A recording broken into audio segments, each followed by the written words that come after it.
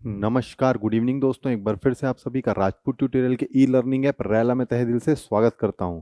दोस्तों, इस हफ्ते की कौन से 27 नवंबर से लेके 3 दिसंबर तक की समसामयिक की राष्ट्रीय अंतर्राष्ट्रीय मुद्दों की आज अपन करने जा रहे हैं। ठीक है, देखते हैं इसका हेडलाइंस। ठीक है, 1 दिसंबर को मनाया जाता है विश्व एड्स दिवस। भारत और ऑस्ट्रेलिया की सेनाओं के बीच संयुक्त सैन्य अभ्यास ऑस्ट्रा हिंद हुआ शुरू। IIT Delhi Times Higher Education employability ranking में शीर्ष 50 में रैंकिंग में पहुंचा। उड़न परी पीटी उषा भारतीय ओलंपिक संघ की पहली महिला अध्यक्ष बनी। डेविस कप टेनिस 2022 का खिताब कनाडा ने जीता। गुजरात के हर जिले में मिलेगी 5G सर्विस, ऐसा करने वाला देश का बना पहला राज्य। अगले महीने संयुक्त राष्ट्र मुख्यालय में महात्मा गांधी की अवक्ष प्रतिमा का होगा अनावरण। भारत 2023 में G20 शिखर सम्मेलन की मेजबानी करेगा।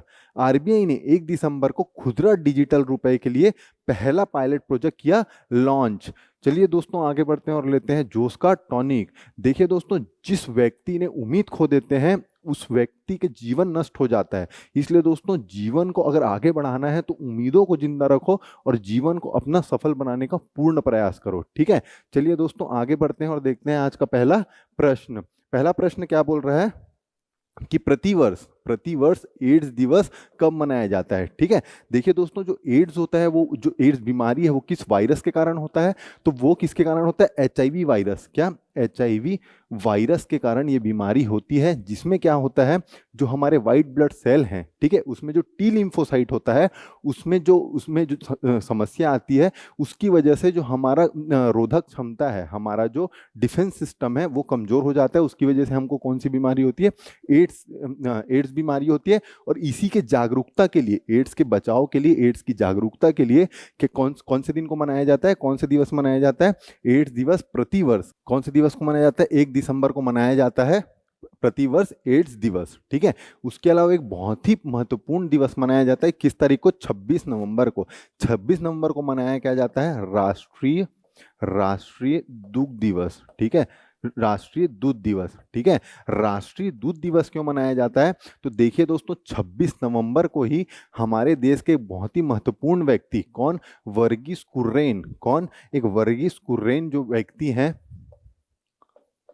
वर्गीस कुर्रेन।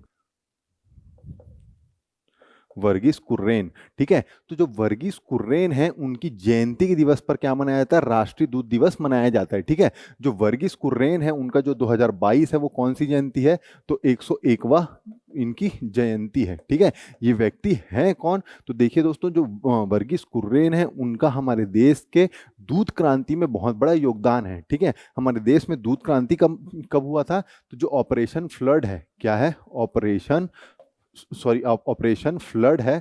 ऑपरेशन फ्लड, जो कि दूध क्रांति, क्या? जो कि दूध क्रांति के लिए लाया गया था, उसमें सबसे बड़ा योगदान किसका है? वर्गीस कुर्रेन का। ठीक है, जो दूध के लिए जो क्रांति लाई गई थी, जिसको क्या बोलते हैं? उसको बोलते हैं श्वेत क्रांति। क्या?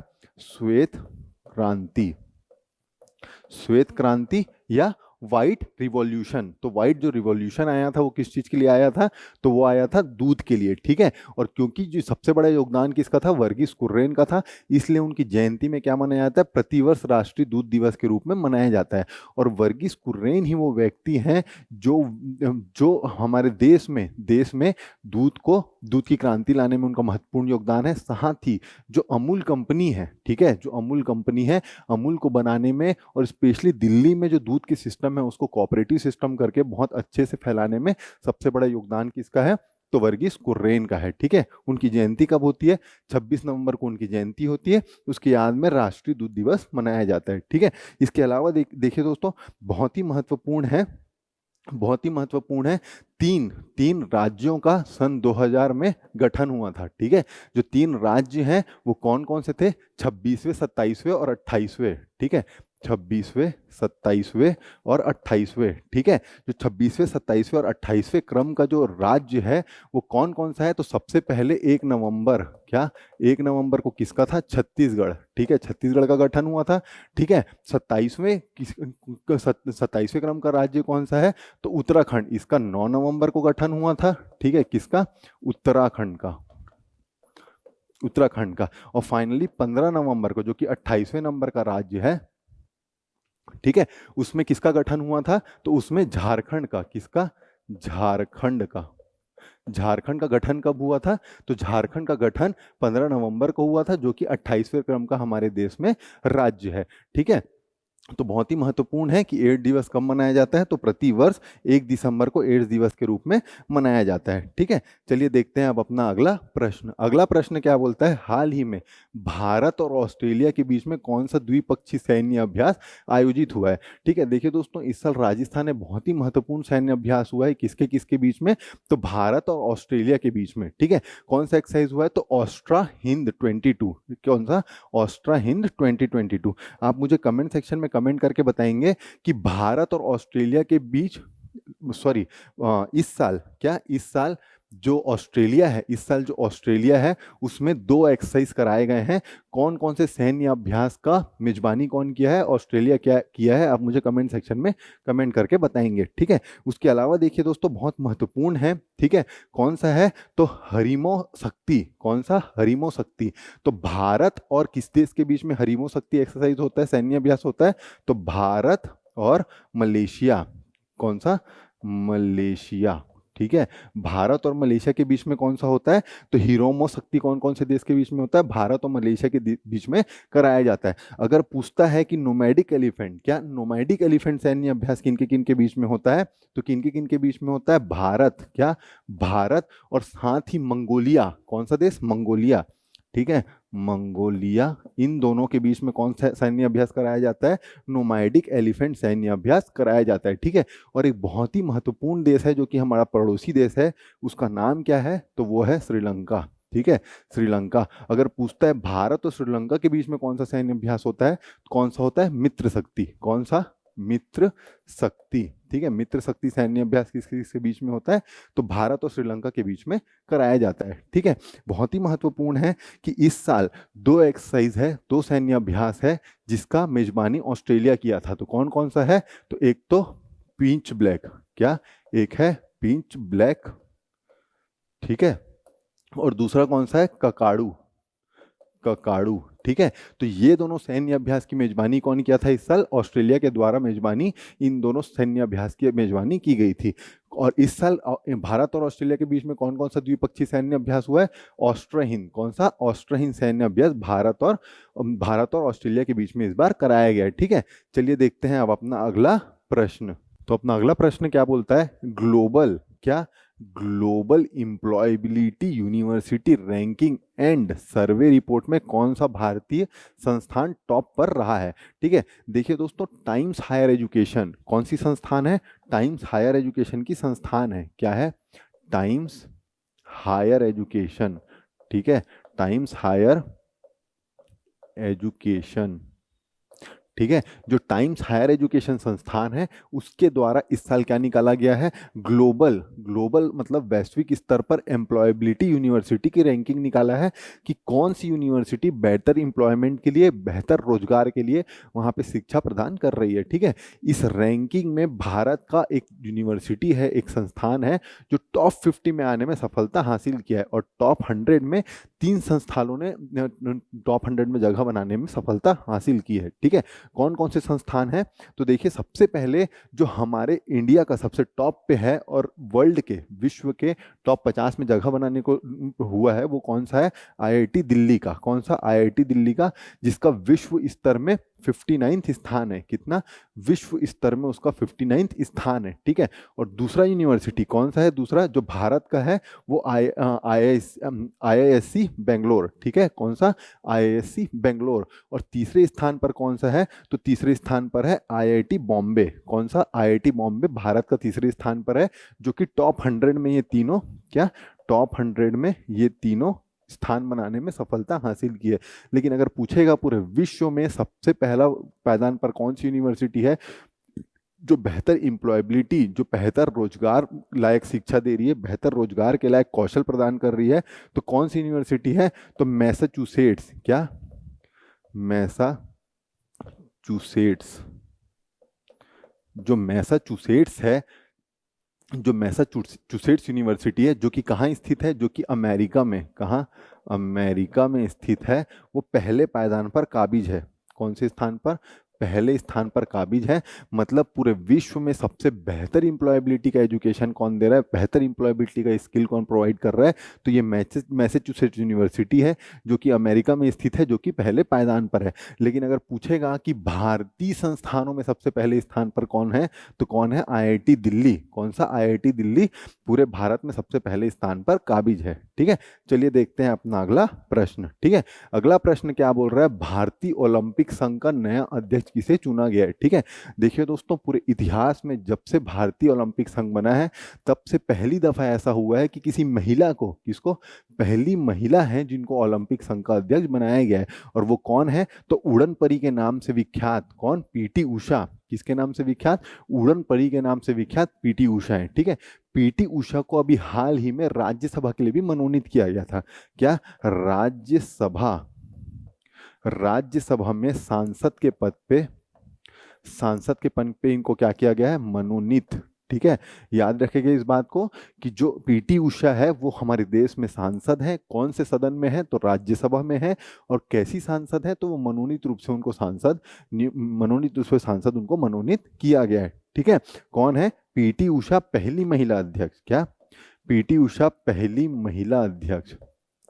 ठीक है, पहली महिला अध्यक्ष है, पहली महिला अध्यक्ष हैं जिनको ओलंपिक संघ का अध्यक्ष बनाया गया है। ठीक है, बहुत ही महत्वपूर्ण है। आप मुझे कमेंट सेक्शन में कमेंट करके बताएंगे कि, कमेंट सेक्शन में कमेंट करके बताएंगे कि जो ओलंपिक हुआ था, क्या जो ओलंपिक हुआ था, ठीक है, कब? 2021 में। जो 2020 में ओलंपिक होने वाला था, 2021 में हुआ था। वो कहाँ हुआ था? टोक्यो में हुआ था। ठीक है, टोक्यो में हुआ था। आप मुझे कमेंट सेक्शन में कमेंट करके बताएंगे कि जो 2024 और 2028 में जो ओलंपिक होने वाला है, वो कौन कौन से जगहों पे ये ओलंपिक होने वाला है। आप मुझे कमेंट सेक्शन में कमेंट करके बताएंगे।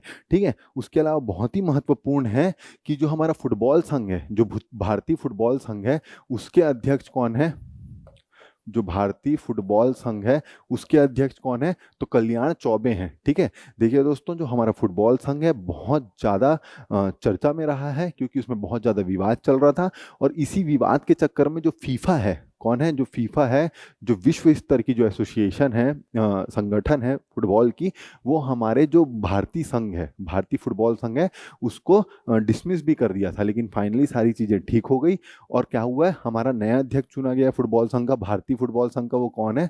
कल्याण चौबे हैं। किसका? भारतीय फुटबॉल संघ के। ठीक है, और वहीं अगर पूछेगा जो बीसीसीआई है, भारतीय क्रिकेट कंट्रोल बोर्ड है, उसका अध्यक्ष कौन है? मतलब क्रिकेट का अध्यक्ष कौन है? तो ये है रॉजर बिन्नी। ठीक है, रॉजर बिन्नी की भी खास बात क्या है कि ये क्रिकेट के पहले ऐसे अध्यक्ष बने हैं जो विश्व चैंपियन है, मतलब वर्ल्ड कप विजेता टीम के ये पहले सदस्य हैं जिनको बीसीसीआई का क्रिकेट का अध्यक्ष के रूप में चुना गया है। किसको? रॉजर बिन्नी को। ठीक है, एक और बात देखिए दोस्तों कि फर्स्ट क्लास क्रिकेट में एक व्यक्ति ने वर्ल्ड रिकॉर्ड बनाया है। कौन है? तो ये ऋतुराज गायकवाड़। ऋतुराज गायकवाड़ कौन है? जो एक ओवर में, क्या, एक ओवर में 6 छक्के, सॉरी, एक ओवर में 7 छक्के, ठीक है, 7 छक्के लगाने में सफलता हासिल की है। आप सब युवराज सिंह का नाम सुने होंगे। युवराज सिंह ऐसे पहले व्यक्ति थे जो T20 में, किसमें? T20 में एक ओवर में 6 के 6 छक्का लगाने में सफलता हासिल की थी। लेकिन देखिए दोस्तों, इन्होंने क्या किया है, जो ऋतुराज गायकवाड़ हैं, वो एक ओवर में 7 छक्के लगाए हैं। ठीक है, यह आश्चर्य की बात है कि एक ओवर में तो 6 ही गेंद होता है, तो 7 छक्के कैसे लग गए? लेकिन देखिए दोस्तों, ये एक ओवर में जो बॉलर थे उन्होंने एक नो बॉल भी किया था, इसलिए एक ओवर में 7 छक्के लगाने में ऋतु गायकवाड़ सफलता हासिल की है। तो कितना रन बनाया उस ओवर में? 62 छक्कों से 7 छक्का मारे हैं, तो टोटल 62 रन और एक नो बॉल का रन। ठीक है, तो टोटल कितना? 43 रन इन्होंने एक ओवर में मारा है, जो कि अब तक का सबसे सर्वाधिक एक ओवर में रन है। ठीक है, तो इस बात को रट लीजिए दोस्तों। भारतीय ओलंपिक संघ का नया अध्यक्ष कौन है? तो पहली महिला अध्यक्ष पीटी उषा है। ठीक है, ठीक है, ये कौन है? तो ओलंपिक, कौन सा? ओलंपिक जो कि 2021 में कहाँ हुआ था? टोक्यो में हुआ था। 2024 में कहाँ होने वाला है? तो पेरिस में। कहाँ? फ्रांस के पेरिस में 2024 में होने वाला है। और अगर पूछेगा 2028 में कहाँ होने वाला है, तो 2028 में अमेरिका के लॉस एंजल्स। कहाँ? लॉस एंजल्स में अमेरिका के क्या होने वाला है? 2028 का ओलंपिक होने वाला है। ठीक है, चलिए देखते हैं अब अपना अगला प्रश्न। तो अपना अगला प्रश्न क्या बोलता है? डेविस कप, क्या? डेविस कप टेनिस 2022 का खिताब किसने जीता है? देखिए दोस्तों, जो डेविस कप है वो बहुत ही इंपॉर्टेंट टूर्नामेंट है। कौन सा? टेनिस का। ठीक है, टेनिस का। टेनिस में हमारे देश में सबसे विख्यात खिलाड़ी कौन सी है? तो सानिया मिर्जा। ठीक है, डेविस कप किसके लिए कराया जाता है? तो टेनिस के लिए टूर्नामेंट कराया जाता है। ठीक है, इतिहास में पहली दफा ऐसा हुआ है, क्या? इतिहास में पहली दफा ऐसा हुआ है कि जो कनाडा है, क्या है? कनाडा पहली बार, क्या? पहली बार डेविस कप प्रतियोगिता को जीतने में सफलता हासिल की है। ठीक है, कब? पहली बार। किसको हरा के? ऑस्ट्रेलिया को हरा के। किसको? ऑस्ट्रेलिया को हरा के पहली बार जीतने में सफलता हासिल की है। ठीक है, आप मुझे कमेंट सेक्शन में कमेंट करके बताएंगे कि इस साल, क्या इस साल जो अंडर 17, क्या अंडर 17 महिला, क्या महिला फुटबॉल, फुटबॉल विश्व कप हुआ? क्या हुआ? विश्व कप हुआ। ठीक है, कौन सा? अंडर 17 का महिला फुटबॉल विश्व कप हुआ। वो विश्व कप का आयोजन भारत में हुआ। कहाँ? आपको कमेंट सेक्शन में कमेंट करके बताना है कि उसका विजेता कौन है। क्या है? उसका विजेता कौन है? कमेंट सेक्शन में कमेंट करके बताना है। इसकी मेजबानी कौन किया था? ठीक है, इसकी मेजबानी कौन किया था? तो भारत के द्वारा, क्या? भारत के द्वारा इसकी मेजबानी की गई थी। ठीक है, फाइनल मुकाबला कहाँ खेला गया था? तो मुंबई के स्टेडियम में फाइनल मुकाबला खेला गया था, जिसमें विजेता कौन घोषित हुआ है? विजेता कौन है? तो स्पेन। कौन? स्पेन।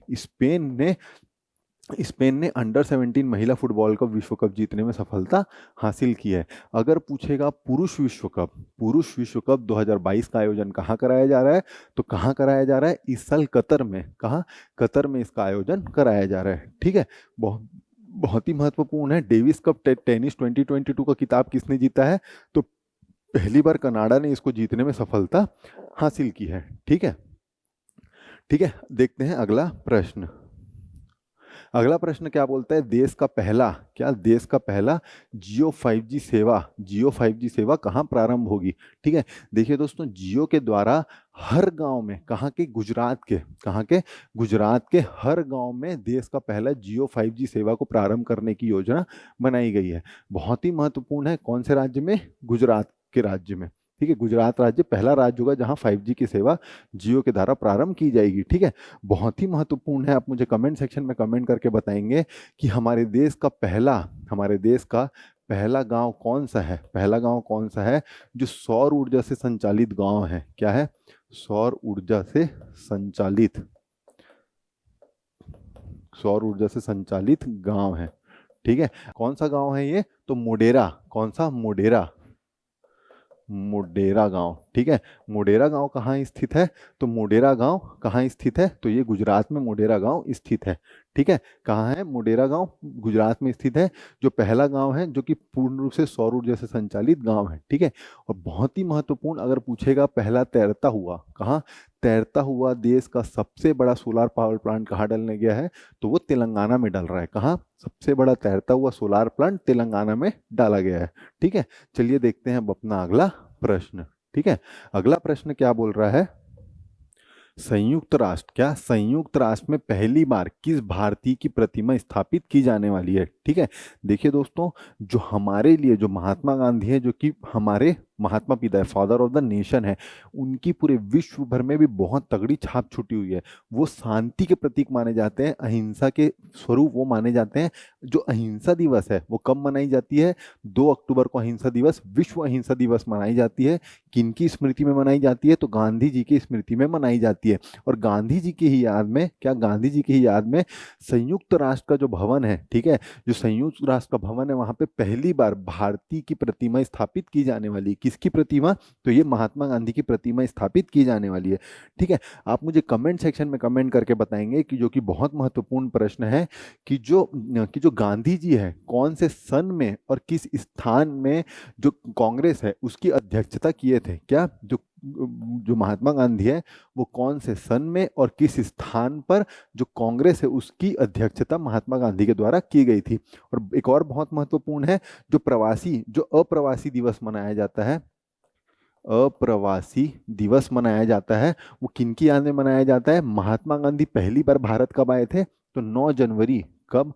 9 जनवरी 1915 को। ठीक है, 9 जनवरी 1915 को महात्मा गांधी भारत आए थे, और उसीलिए उस तिथि को क्या मनाया जाता है? अप्रवासी दिवस के रूप में मनाया जाता है। ठीक है, हर साल अप्रवासी दिवस के रूप में मनाया जाता है। ठीक है, उसके अलावा देखिए दोस्तों, बहुत ही महत्वपूर्ण है स्वामी विवेकानंद। आप सभी जानते हैं स्वामी विवेकानंद के बारे में।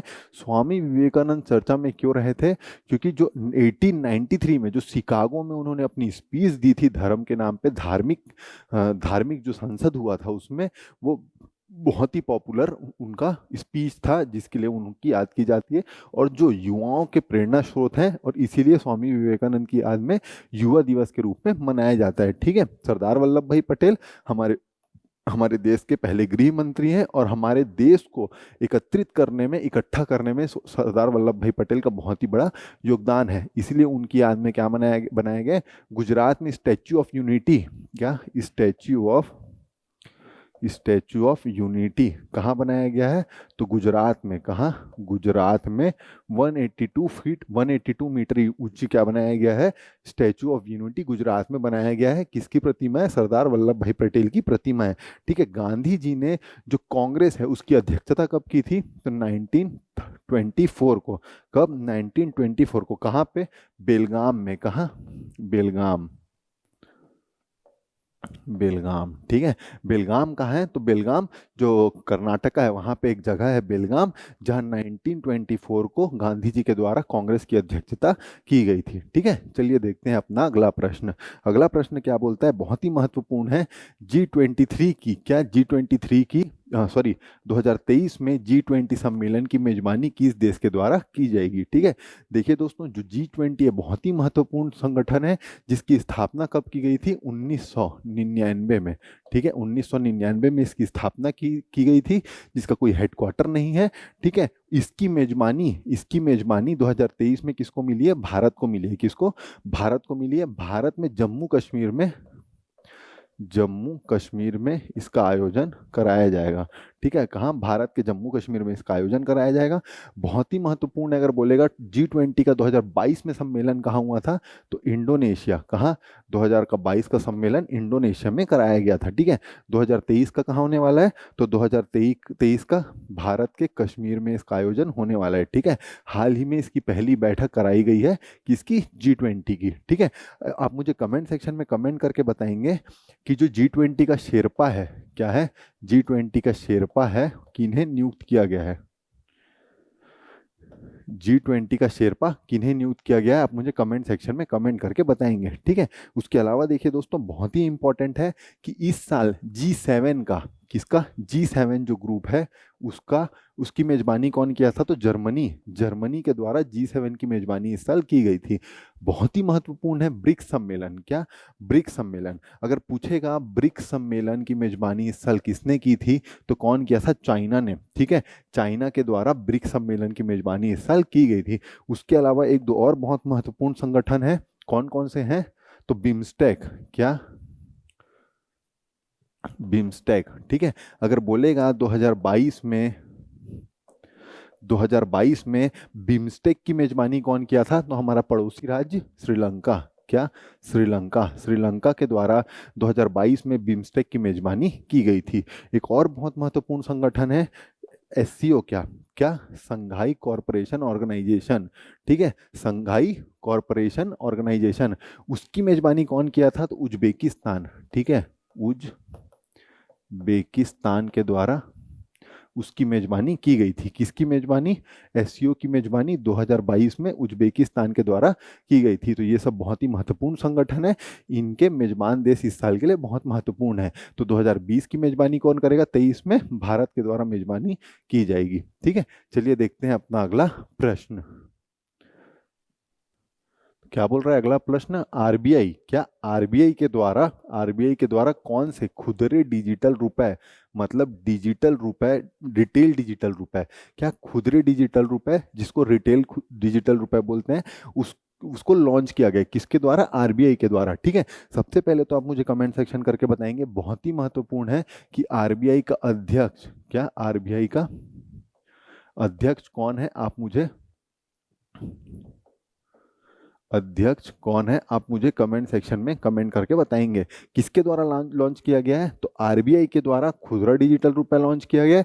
इसको पायलट प्रोजेक्ट के रूप में, क्या पायलट प्रोजेक्ट के रूप में 4 शहर, ठीक है, पायलट प्रोजेक्ट के रूप में भारत के 4 शहर में इसे लॉन्च किया गया है। ठीक है, 4 शहर में इसको लॉन्च किया गया है, किसको, खुदरा डिजिटल रुपए को, जिसका नाम क्या दिया गया है, ई रूपी, क्या, जिसको नाम क्या दिया गया है, ई रूपी का नाम इसको दिया गया है, और इसको भारत के 4 शहरों में लॉन्च किया गया है। ठीक है, बहुत ही महत्वपूर्ण है कि अगर पूछेगा आरबीआई का, क्या अगर पूछेगा आरबीआई कौन से अधिनियम के अंतर्गत बना है, तो 1934 के अधिनियम, क्या, अधिनियम के तहत आरबीआई का गठन हुआ है। ठीक है, अगर बोलेगा कौन से सन में आरबीआई का गठन हुआ है, तो देखिए दोस्तों, जस्ट अगले वर्ष 1 अप्रैल 1935, क्या, 1935 को आरबीआई का गठन किया गया है। ठीक है, बहुत ही महत्वपूर्ण है। आरबीआई के अध्यक्ष कौन है, तो शक्तिकांत